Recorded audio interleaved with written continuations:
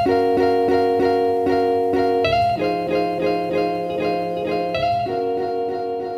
up, everybody? Welcome back to another Shop Talk Tuesday. So in this episode, I'm going to be talking about shop, if you want to call it like synergy, or like the layout of your shop and why that's an important part of just having a functional workspace. I know that a lot of people, think through how they're going to place things and where they're going to put things to make their lives a little bit easier.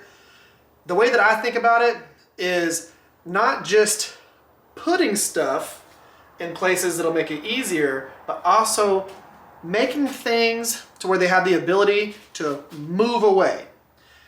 If you watched the last video that I released where I talked about the rolling table that I have here, this is a thing that Matt Rich came down, we hung out. This is one of the things that we set up. And of course, this has a lot of my stuff that creates dust. It has the grinder, the porta band saw, the drill press, my little Dremel setup and everything like that. Things that are going to be hand sanded, all that stuff happens with that particular station that can be rolled to the middle of the shop and then put back away. My anvils, I've got them set up to where I can roll them like this, take it, roll it out,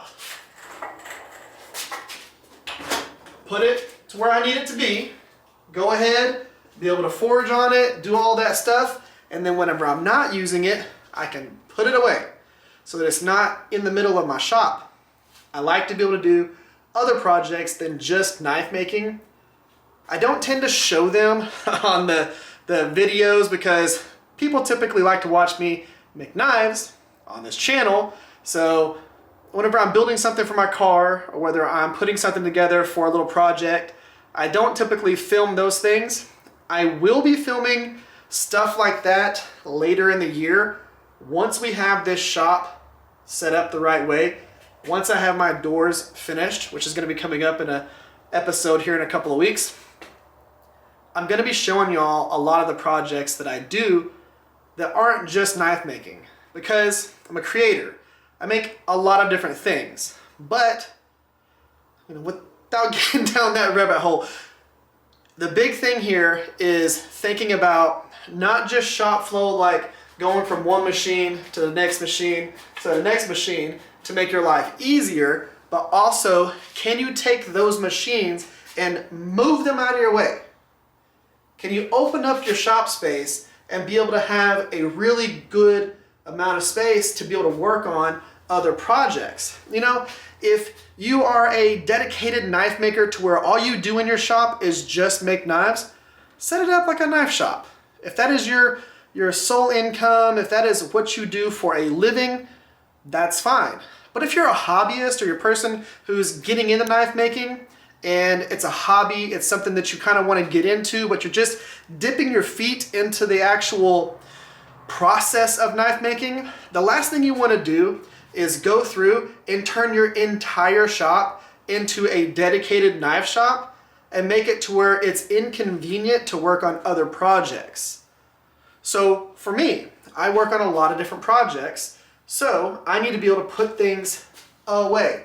The downside to the way my shop was set up before, the one that's on the other side of this wall right here, the 12 by 12, was I set it up as a dedicated knife shop, so I had no floor space. All of my workbenches were fixed. All of my tools were in fixed positions. I could never use any of the floor space at all because I only ever had little bits of floor space. In this shop, I wanted to go into it with the idea that I wanted to move everything away, have everything be modular so that I could pick and choose what tool I'm working on at that time. And that's the kind of the point that I want to convey here is don't set yourself up to not be able to use your shop space for other things. If you're converting a 1-car garage into a knife shop or a 2-car garage into a knife shop, and you're not basing your entire income off of knife making, you're kind of killing yourself space-wise. There's other things that you can do. The cool thing about the tools that we utilize in knife making is you could make so many other things because you have that tool. Okay, 2x72. I use that for so many projects other than knife making that it's crazy. Easily my favorite tool that I have is my 2x72. I plan on upgrading it because it's also kind of a pain in the butt, but that tool is absolutely amazing. My portaband saw, drill press, all those things, love them. I need to be able to utilize them, but I need to be able to utilize them for things other than knife making, which again is one of the reasons why I wanted to put it on a table so I can move it around, I can do other things with it, and move it out of the way. My forge is on wheels so that I can pull it out whenever I'm using it and then put it away whenever I'm not using it, because the forge has pretty much one process, one use. It wouldn't make any sense for me to have it out here all the time, wasting all that floor space, if it's not a tool that's always in use. And it's really not always in use. It's only in use during the forging process or heat treating. That's it, which is a pretty small portion of knife making, unless you're constantly forging to finish knives. I wanted to be able to put that away. The anvils, they're only in use whenever I'm forging something or I'm making a little project. Need to go away. There's a reason why that workbench has nothing on it other than like little things that I'm messing with. No toolboxes will be on that workbench. Nothing will be on there other than things that are working in the moment, projects that are working at that point. I'm not going to put anything on there that's going to be stationary because that is just a workbench. If I've got a tool, it's going on a rolling rack because I need to get it out of my way. If I put it on that bench, it ain't going anywhere. It's staying exactly where it's at, and I don't need that in my life. So that right there will pretty much always be used for, you know, putting scales together, doing things like that, little projects that can be put on there and then removed. Again, the point is being modular, being able to use my floor space, being able to have all of this room right here. Why go and build a shop this size if you're just going to clutter it up and make it to where you have little bits of workspace? It's not usable. So whenever you think through, okay, how am I going to set it up? How's the flow going to be? Make sure that you're focused on what can I also do with the shop outside of that. Not just what you're going to do in the moment of knife making. Again, unless you're a dedicated knife maker, which you don't need this info anyways, but I know that there's a lot of new knife makers that watch my videos and do all this stuff, and I just want to give you an idea because I went through that. I set up a shop for that, and I killed my work area. I killed the space because of that. And I want to keep y'all from doing that. So hopefully this was a good episode. Hopefully, if you watched the last episode, you got to see how this work table's set up, which is real easy. Pull it out. Use what you're going to use on it. Move it back. Anvil, put it on wheels. Technically, I only have wheels on the front of it. We got casters on there so I can tilt it and roll it. All those heavy things.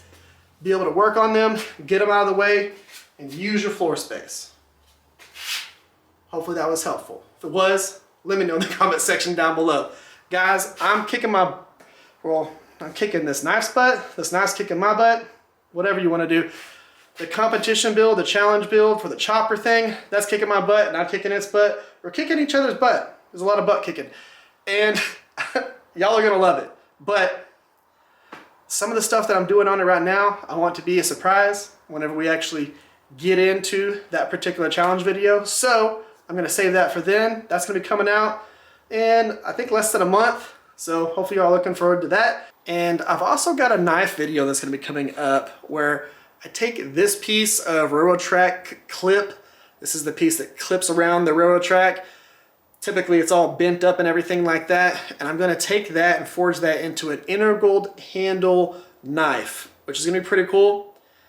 Typically you'd want to do something like this with a power hammer or a press or something like that. I'm going to be just using anvil and hammers and stuff like that. I'm excited about this one because it'll be the first time that I forge a handle to profile where I'm actually profiling the whole entire handle as if I was removing it with, you know, like a belt grinder or something like that on a handle. I think it's gonna be cool. I'm excited to see how this turns out and what I can do with my forging ability to make this thing a reality. So we got that coming up.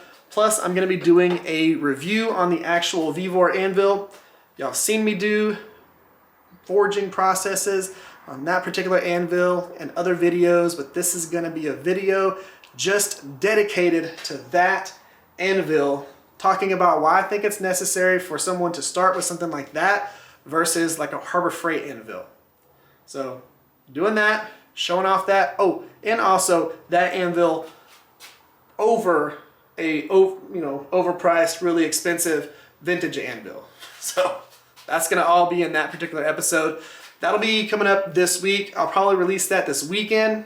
And we will be forging a knife in that particular video. So you're gonna get a knife making video all wrapped up into that. Plus, I've got so many projects working right now that I just wanna start, but I've gotta focus on this chopper challenge build, get it wrapped up, and then show y'all how awesome that thing turns out. Guys, that's it for this video. If you would, leave down in the comment section what you've done in your shop to make it flow better, to make it more functional. I'm always interested in reading what y'all would do with your particular shops and what you have done with your shops. Plus, if you would, this isn't like a plug or anything like that for my Facebook page. It's an actual useful place to go for other like-minded individuals that do knife making and so many other things. It's not dedicated to me. I post like 1/100th of the amount of what they do. So for every one post that I do, you get like 100 other posts. And I love it. It's a great forum, a lot of great information. I would like for y'all to go over there and post pictures of your shop flow. Post pictures of what you've done in your shop to make it more efficient, to make it flow better, to make it more usable. All of those things. Guys, thank y'all for coming by. Make sure you give the video a thumbs up. Subscribe to the channel if you're still here and you haven't done that yet. And guys, y'all have an amazing day. Y'all stay safe out there, and I will catch y'all next time.